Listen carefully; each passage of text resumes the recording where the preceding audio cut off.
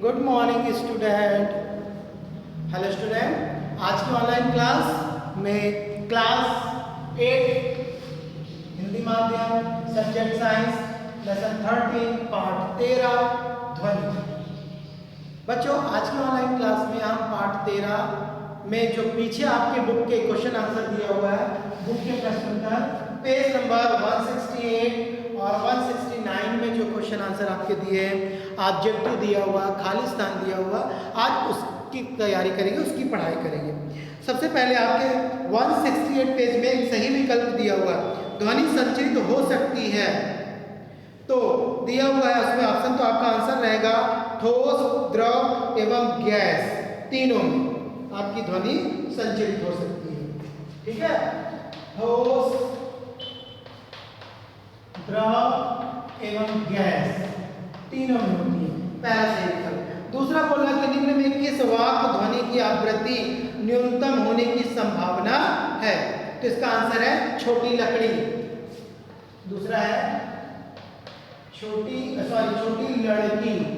जो छोटी लड़की होती है उसकी ध्वनि आवृत्ति कम होती है।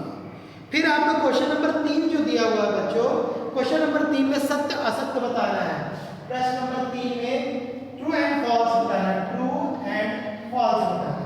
तो आपका जो का नंबर है वो सही है, खा नंबर गलत है, गा नंबर यदि आयाम अधिक है तो ध्वनि मंद हो जाएगी, जबकि आयाम बढ़ेगा तो ध्वनि भी बढ़ेगी, ये भी गलत है।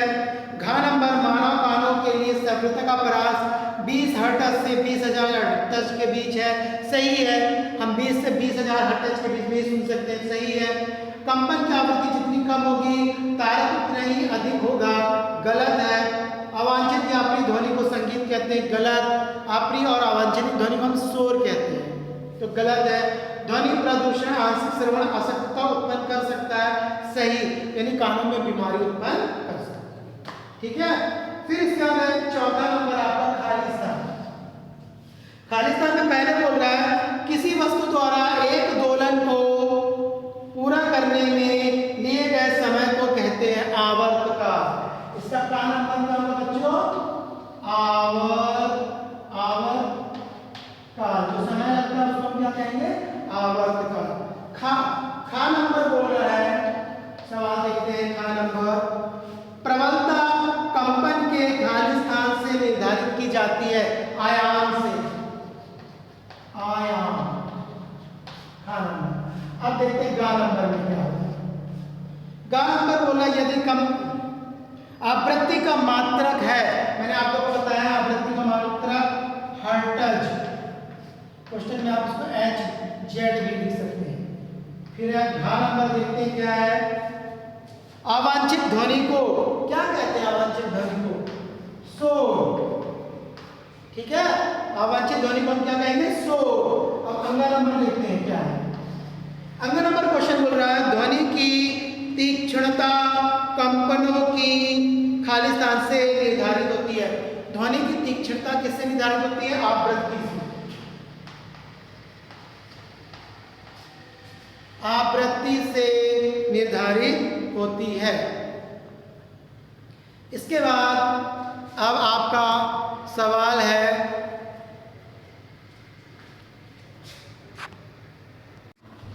तो बच्चों हम पढ़ रहे थे पेज नंबर 169 के सवाल आप पढ़ेंगे। 5वां नंबर क्वेश्चन आपका है, देखते हैं 5वां नंबर सवाल आप लोगों के बुक में दिया हुआ है। 5वां नंबर, एक दोलक 4 सेकंड में 40 बार दोलन करता है, इसका आवर्तकाल और आवृत्ति ज्ञात करना है। तो 5वें नंबर सवाल में क्या क्या दिया हमारे पास? दिया है समय है 4 सेकंड, और दोलन दिया हुआ कितनी बार? दोलन की संख्या दी हुई है, दोलन की संख्या दी है 40, समय 4 सेकंड। ठीक है, ये आपके सवाल में दिया हुआ। अब आपको क्या ज्ञात करना है? इसका आवर्तकाल और आवृत्ति ज्ञात करना है। तो सबसे पहले हम आवर्तकाल निकालेंगे।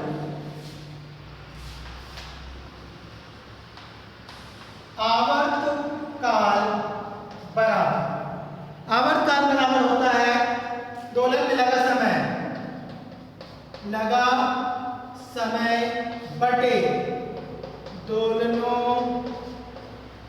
की संख्या। ठीक है, तो हमारे पास लगा समय कितना है 4 सेकंड और दोनों की संख्या कितनी है बच्चों 40। तो 4/40, 4 एकम 4, 4 दहम 40, तो आ गया आपका 1/10 सेकंड आवर्तकाल।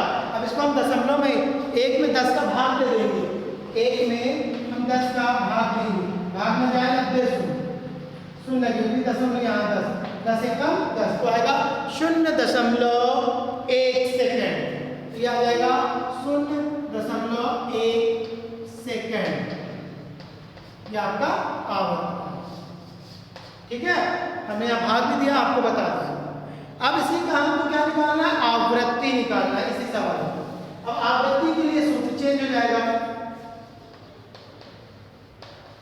आवृत्ति बराबर हो जाता है दोलनों की संख्या बटे समय, दोलनों की संख्या बटे समय। वही आवर्तकाल का फार्मूला उल्टा हो जाएगा तो वो आवृत्ति हो जाएगी।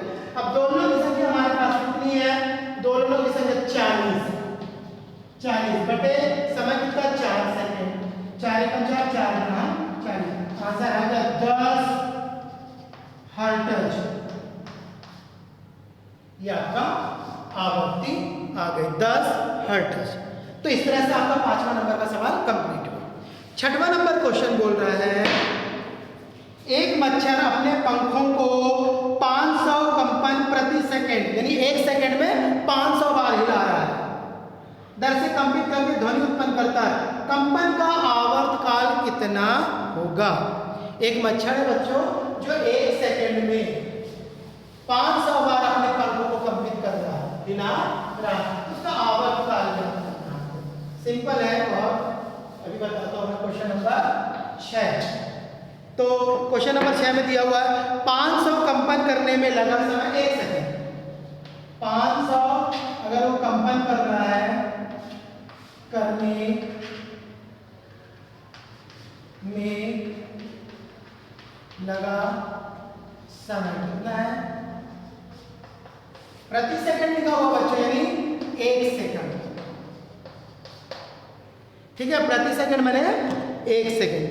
तो बोल रहे हैं एक कंपन में लगा समय, एक कंपन में लगा समय कितना होगा?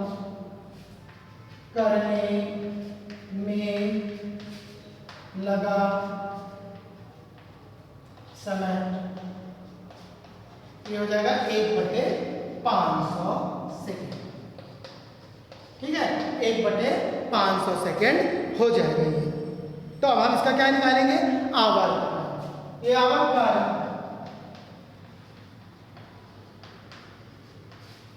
का फार्मूला मालूम था, लगा समय बटे कंपनों की संख्या। तो लगा कितना? 1 सेकंड समय लगा, कंपनों की संख्या कितनी है? 500 है। ठीक है, अब इसको हम हल कर देंगे, इसका आंसर आएगा 0.002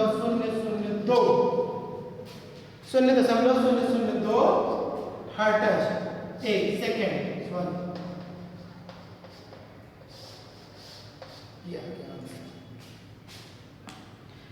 ठीक है, अब क्वेश्चन नंबर 7 बोल रहा है निम्न वाद्य यंत्रों में उस भाग को पहचानिए जो ध्वनि उत्पन्न करने के लिए कंपित होता है, हिलता है। ढोलक में आप दोनों तरफ देखते हैं झिल्ली लगी होती है चमड़े की, काला काला पोता होता है जिसमें हम हाथ मारते हैं, तो झिल्ली, तना हुआ झिल्ली। सितार में ध्वनि तार में होती है, तने हुए तार में। बांसुरी में ध्वनि स्तंभ, लकड़ी के जो स्तंभ बना होता है जिसमें हम फ्लूट हाथ चलाते हैं, वो स्तंभ। फिर 8वां बोल रहा है शोर तथा संगीत में क्या अंतर है? क्या कभी संगीत शोर बन सकता है? तो शोर जो हमारे कानों को अच्छी नहीं लगती वह ध्वनि शोर कहलाती है। संगीत जो ध्वनि हमारे कानों को प्रिय होती है, अच्छी लगती है, जिससे कोई नुकसान नहीं होता, उसको हम संगीत कहते हैं। फिर बोल रहा है कि क्या संगीत कभी शोर बन सकती है? तो हाँ, संगीत शोर बन सकती है। जब संगीत की प्रबलता हम बढ़ा देते हैं तो वो शोर में बदल जाती है, जैसे डीजे। ओके, नेक्स्ट क्वेश्चन है, अब अपने वातावरण में ध्वनि प्रदूषण के स्रोतों की सूची बनाइए। यानी आपके चारों ओर किस किस से ध्वनि प्रदूषण हो रहा है। तो आप चूंकि ओपीएम में रह रहे हैं बच्चों, तो कारखाने की ध्वनि, जो मशीनों की ध्वनि और हॉर्न की ध्वनि है। इसके बाद यातायात के साधनों की जो ध्वनि होती है वो आप इसमें लिख सकते हैं। फिर है 10वां नंबर, वर्णन कीजिए ध्वनि प्रदूषण मानव के लिए किस प्रकार हानिकारक है। तो मैंने ध्वनि प्रदूषण के दुष्परिणाम लिखाया है कि ध्वनि प्रदूषण से मनुष्य में सिर दर्द, चिंता,